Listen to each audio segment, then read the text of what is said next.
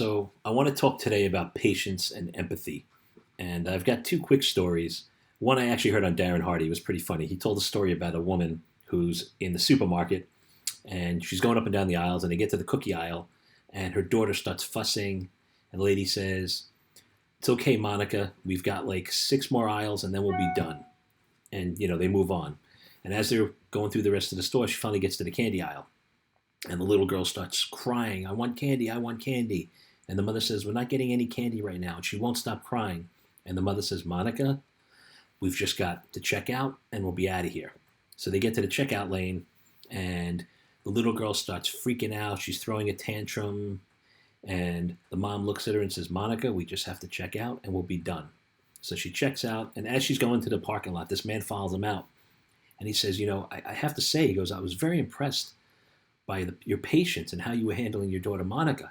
And the lady looked at me and said, "Oh, my daughter's name's Tammy. I'm Monica."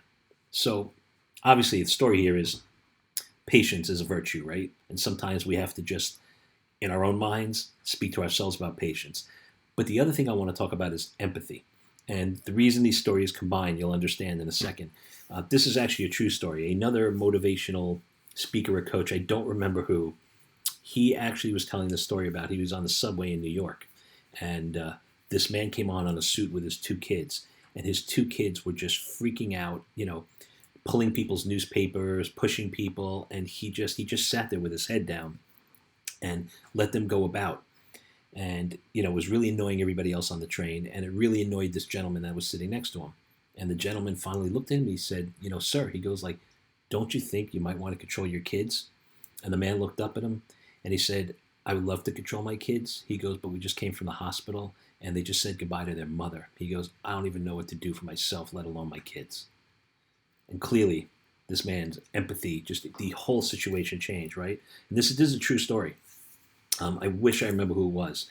But, empathy and patience is so important because we never know what's going on. I mean, I remember when my son was younger, he has ADHD. And when he was younger, it was really severe, right? And, he would be all over the place, in restaurants. I mean, I tried to control him, obviously, but there were times where, he just, he would be moving around. He couldn't stop himself. It wasn't his fault. And, I've gotten those looks from people, and I've been in situations where I will never forget, I was at an award ceremony, and one of the boys I was sitting with had autism, and I knew that. He was very high-functioning autism. And, he was speaking out a lot, and when they would name somebody an award, he would get out their name. Like, he was just being, to other people, a bit inappropriate. And obviously I knew, so it was okay, and pretty much everybody else in that room knew this person and knew this child, right? So nobody had any judgments or nobody said anything. They understood and they knew who he was. He was a great kid.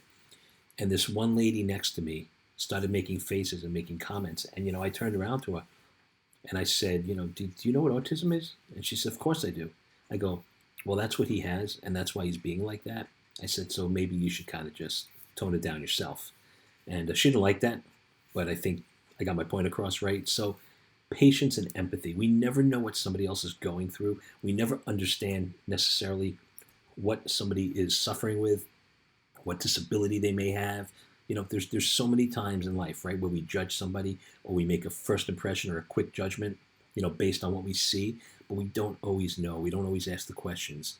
And many times we're wrong, right? And our comments can end up being even more hurtful to the person who might already be suffering, right? Or the person with that disability that knows they have that disability and knows they can't control it and struggles, emotionally, dealing with that, and then to have it on top, somebody comment about it, it just, it works so poorly on their self-esteem, right? So really, like, when you go out there, learn some patience, learn some empathy. Your children, right? I mean, when they have those tantrums, they're just kids, right?